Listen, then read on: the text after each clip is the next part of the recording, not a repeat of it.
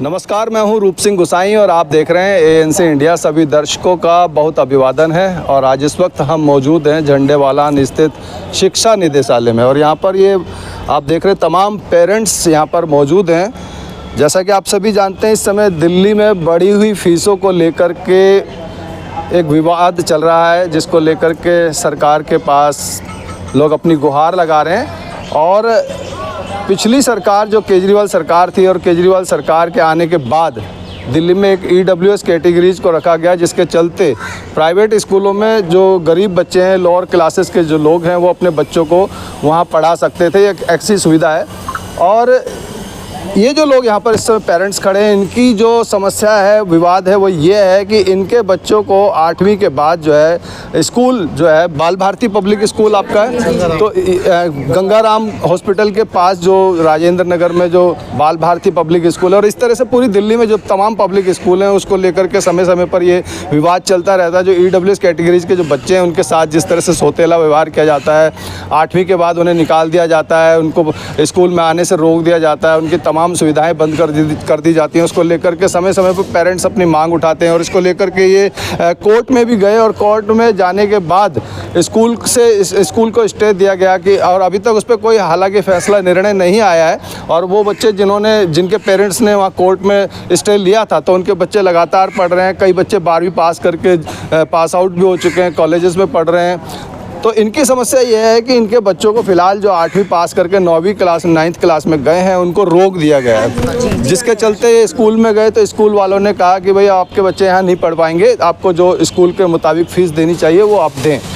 तो ये लोग जो है कोर्ट में इन्होंने अपना जो शिकायत है वो दर्ज भी कर दी है। उसके बाद ये शिक्षा निदेशालय आते हैं यहाँ पर, और इस शिक्षा निदेशालय में आकर के जो शिक्षा निदेशक हैं, उनसे जब बात होती है तो वो कहते हैं ठीक है, हम आपके लिए जो है मेल कर देते हैं स्कूल में, और आपको इस तरह की कोई परेशानी नहीं होगी।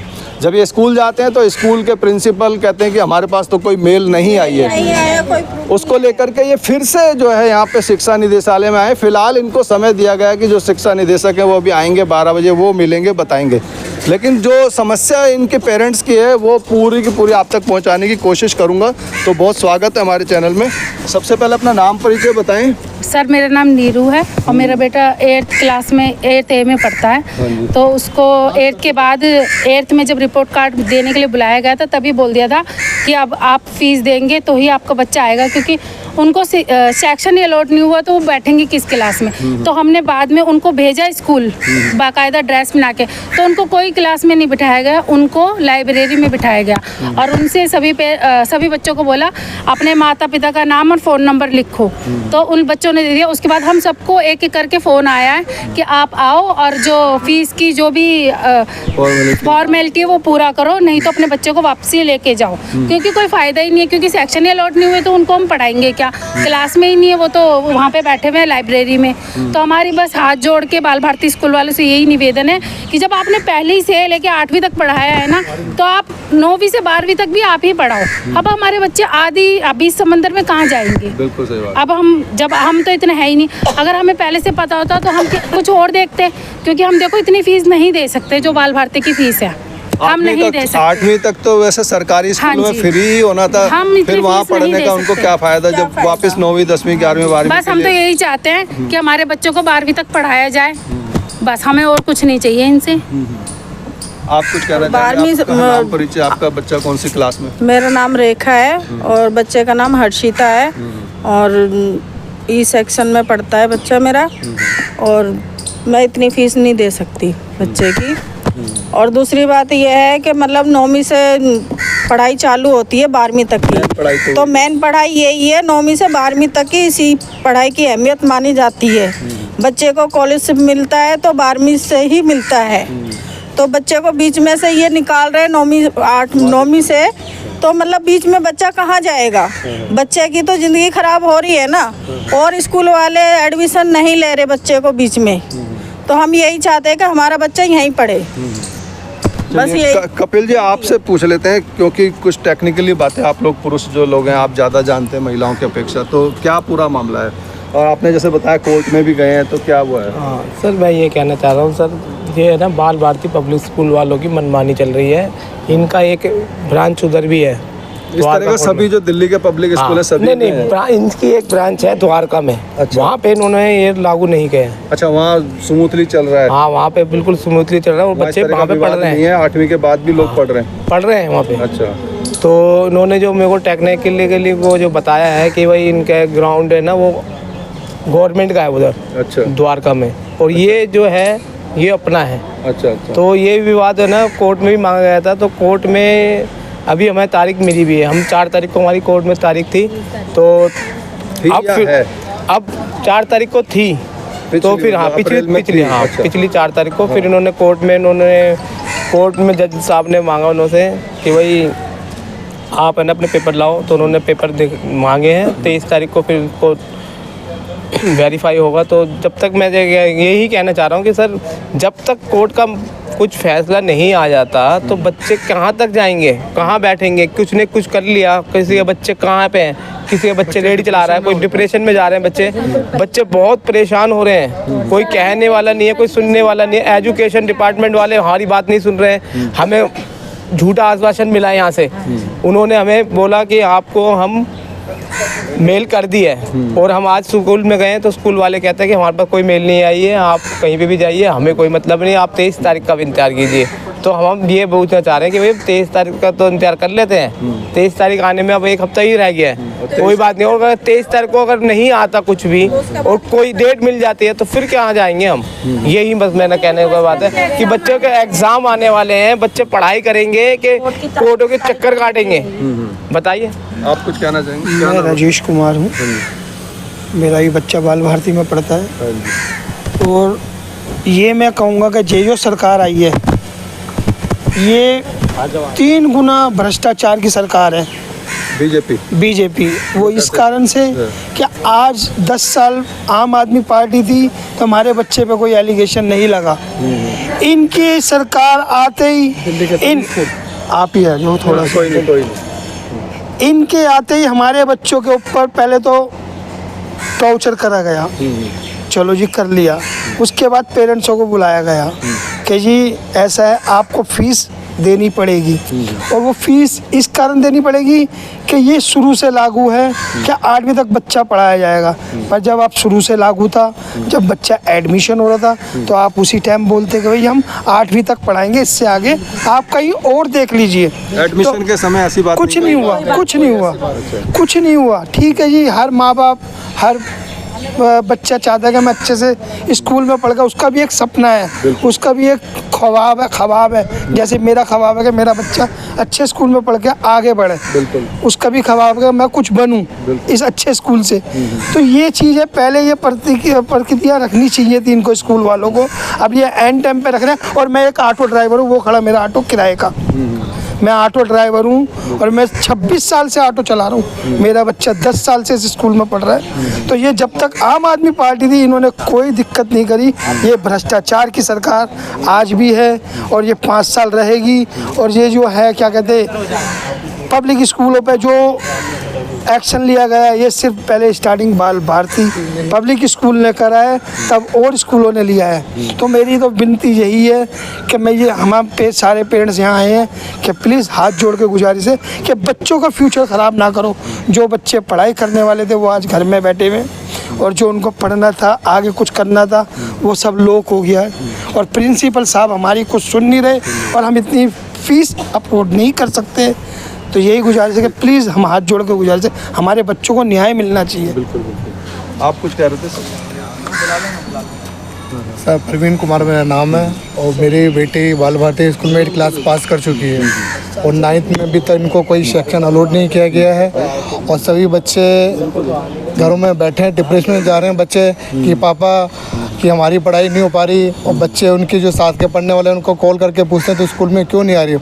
बच्चों मेंटली काफ़ी परेशान हो रहे हैं और उन पे डिप्रेशन ज़्यादा आ रहा है कि पढ़ाई नहीं कर पा रहे हैं। उनका आगे क्या फ्यूचर होगा। मेन जो बच्चों का स्ट्रेंथ बनता है 9th से लेकर 12th के अंदर ही मेन पढ़ाई होती है, उसी के बिहाफ पे उनका आगे का फ्यूचर बनता है।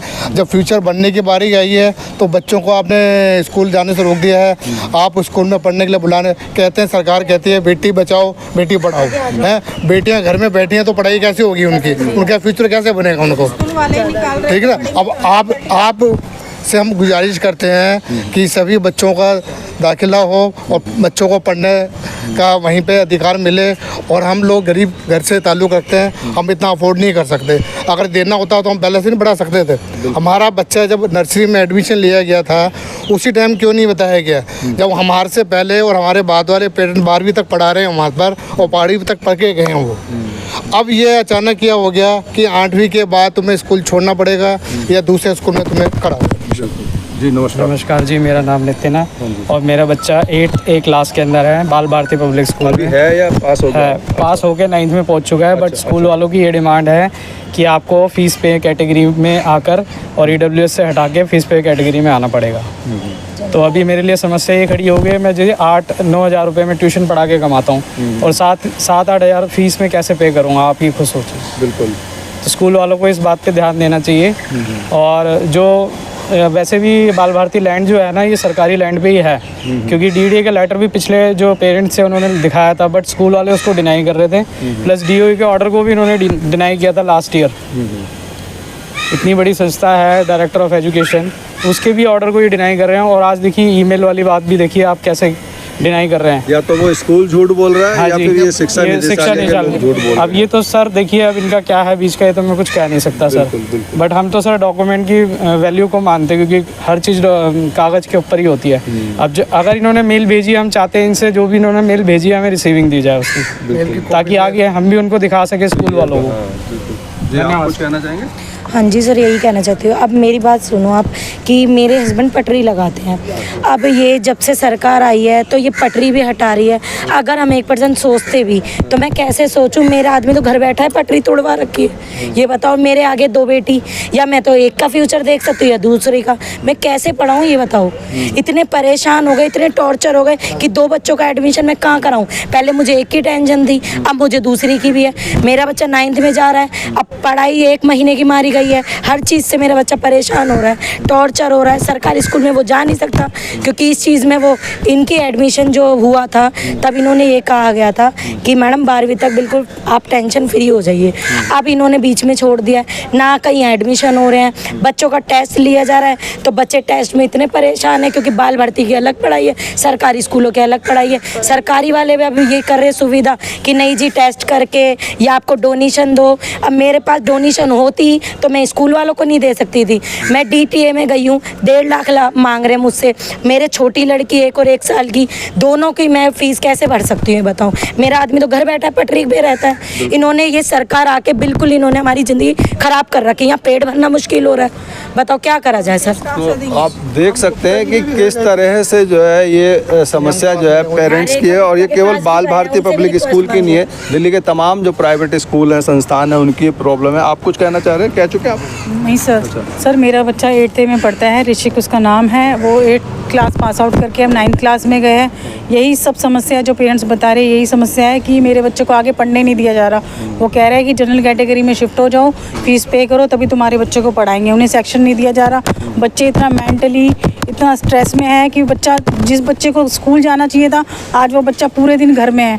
आप बताओ, फर्स्ट टर्म के पेपर आने वाले, बच्चे क्या करेंगे, कैसे एग्ज़ाम क्लियर करेंगे। प्रिंसिपल हमारी बात सुनने को तैयार नहीं है। बताओ, हम बहुत परेशान हैं मेंटली, फिजिकली और फाइनेंशियली भी। मेरे हस्बैंड ट्यूशन पढ़ाते 5-6 हज़ार में, बताओ हम घर चलाइए, बच्चों की प्राइवेट फ़ीस दे। ये बहुत मनमानी कर रहा है स्कूल, और ये DDA लैंड पे बना हुआ है। पिछले साल वाले पेरेंट्स ने भी खूब ऐसे ही किया था जैसे हम कर रहे हैं, उनको स्टे मिला और आज वो बच्चे पढ़ रहे हैं। तो हमारे साथ ऐसा क्यों? अगर ऐसा ही करना था तो पहले स्टार्टिंग में बताना चाहिए था कि हम नहीं पढ़ाएंगे। गवर्नमेंट लैंड पे DDA से पर्चा निकलवा के लेकर आए पिछले साल वाले पेरेंट्स कि गवर्नमेंट लैंड पे अगर ये स्कूल बना है तो जहाँ तक ये स्कूल है उतनी शिक्षा बच्चों को पूरी फ्री मिली जाएगी। तो फिर ये स्कूल अपनी मनमानी क्यों कर रहा है? आप बताएं मुझे सर। आपने कुछ कहा? जी, मेरी बेटी भी जागृति है और वो इस स्कूल में पढ़ती है, बाल भारती में। अच्छा। वो 8th पास करके 9th में गई है। तो सर हमें ये कभी बोला ही नहीं गया, हमें नर्सरी से एडमिशन करा के 8th पास कर ली। हमें कभी शुरुआत में क्या, हमें 6th में भी नहीं बताया गया कि तुम्हारे बच्चे की 9th में जाके फ़ीस लगेगी। तो सर हमारी कंडीशन ऐसी नहीं है, शायद पहले कहीं बताते तो हम उस बारे में सोच के तैयार रहते। अब हम कुछ नहीं कर सकते, घर पे बच्चे बैठे हैं, घर पे बच्चे मेंटली इतने डिस्टर्ब हो गए ना कि कुछ नहीं कर पा रहे हैं। और वो सोचते हैं हम रोड डेली जाते हैं, यहाँ वहाँ धक्के खा के घर जाते हैं, वो देखते हैं अब कुछ मम्मी पापा कोई अच्छी खबर लेके आएंगे और हमारे पास कुछ है ही नहीं, अच्छी खबर क्या दें हम उन्हें। रोज घर से तो हमारे बच्चों की पढ़ाई खराब हो रही है। धक्के खा खा के वापस घर कुछ में करो, बस हम यही चाहते हैं बच्चे पढ़े। इधर धक्के खिलवा रहे, इधर धक्के खिलवा रहे, यहाँ जाओ वहाँ जाओ, कहीं से कुछ वो नहीं मिला सोल्यूशन, कोई नहीं सुन रहा हमारी। तो आप देख सकते हैं यहाँ पे लोग तो बहुत सारे हैं और सभी की यही बातें हैं। हर व्यक्ति जो पेरेंट्स हैं, महिला हो चाहे पुरुष हैं, वो सभी लोग परेशान हैं। किस तरह से गुहार लगा रहे हैं, कभी स्कूल में जाते हैं तो कभी शिक्षा निदेशालय जाते हैं तो कभी नेताओं के यहाँ जाते हैं। सीएम रेखा गुप्ता के यहाँ भी गए हैं, रेखा गुप्ता के यहाँ भी वहाँ गए मिलने पर क्या बात है? वहाँ भी यही ऐसे कुछ नहीं हुआ, वहाँ भी कोई नहीं हुआ कि लेटर लेके रख लिया हम बात करेंगे ये करेंगे, कुछ नहीं हुआ। हम दो बार और जो स्कूल वालों का जो उनकी पॉलिसी है उस हिसाब से चलेंगे, उन्होंने कोई एसोसिएशन कहीं ना कहीं ये दोहरा चलन, क्योंकि जो पिछले जो पेरेंट्स थे जिनके बच्चे पिछले वर्ष 8वीं से 9वीं में गए थे, उन्होंने जब स्टे लिया तो उनके बच्चे रेगुलरली पढ़ रहे हैं, तो इसका मतलब कि वो पढ़ सकते हैं। और हर बार जो है हर पेरेंट्स को हर जो नई क्लास में आने वाले जो 9th के बच्चे हैं उनको लेकर के इस तरह की समस्या नहीं होनी चाहिए। और कहीं ना कहीं ये बदलाव काफ़ी है, क्योंकि जो पिछली सरकार थी उस समय जैसे इन पेरेंट्स को जो है हर 6 महीने में एक इनकम सर्टिफिकेट देना होता है, तो ये भी एक बहुत बड़ी समस्या है कि जब ये लोअर क्लास के हैं, एक बार इनकम सर्टिफिकेट बन गया है तो हर 6 महीने बाद क्यों उसकी डिमांड की जाती है। और पहले जो ये 6 महीने में जो रिन्यू कराते थे लोग इनकम सर्टिफिकेट, वो 10, 12, 15, 20 दिन में बन जाता था। और आज जो इस समय जो लोग अपने पेरेंट्स जो हैं रिन्यू के लिए या इनकम सर्टिफिकेट के लिए अप्लाई कर रहे हैं तो उनको महीना, 2 महीना, 3 महीना तक लग रहे हैं, कईयों के रिजेक्ट हो जा रहे हैं। और बहुत सारे ऐसे डॉक्यूमेंट जो पहले नहीं दिए जाते थे वो उनसे मांगे जा रहे हैं। और जो ऑनलाइन फॉर्म भरते समय जो डॉक्यूमेंट्स हैं उनके अलावा वहाँ डिमांड की जाती है कि ये भी लगाओ वो भी लगाओ। अगर भाई लगाना ही है तो जो ऑनलाइन फॉर्म भरते समय उसी समय क्लियर करो कि आपको ये चीज़ें देनी है। तो ऐसी बहुत सारी समस्याएं इन पेरेंट्स की हैं, अभिभावकों की हैं, जो जिनके बच्चे स्कूलों में पढ़ रहे हैं, प्राइवेट स्कूलों में पढ़ रहे हैं, EWS कैटेगरीज के चलते। तो ये सारी खबर आप तक पहुंचाने की कोशिश करी, तो इस खबर को ज़्यादा से ज़्यादा अपने सर्कल में शेयर करें ताकि इस पर जो है शिक्षा निदेशालय या कहें कि दिल्ली सरकार इस पर संज्ञान ले, क्योंकि एक बहुत बड़ा पेचीदा मामला है जो कि कोर्ट में भी जा चुका है और कोर्ट ने भी इस पर जो है डिनाई नहीं किया है कि भाई आपके बच्चे नहीं पढ़ सकते, वो भी अभी तक इस पर निर्णय नहीं ले पाई है। तो जब निर्णय आएगा तब की तब देखी जाएगी, लेकिन उससे पहले जो बच्चों को या उनके पेरेंट्स को इस तरह से परेशान ना किया जाए, इस वीडियो के माध्यम से यही मैं सरकार से भी अपील करना चाहूँगा। तो इस वीडियो को ज़्यादा से ज़्यादा शेयर करें, अपने सर्कल में शेयर करें। इसी के साथ मैं रूप सिंह गुसाई आप सभी से अनुमति चाहता हूँ, जल्द मिलूँगा, तब तक आप अपना बहुत ख्याल रखिएगा। नमस्कार, धन्यवाद, जय हिंद, जय भारत।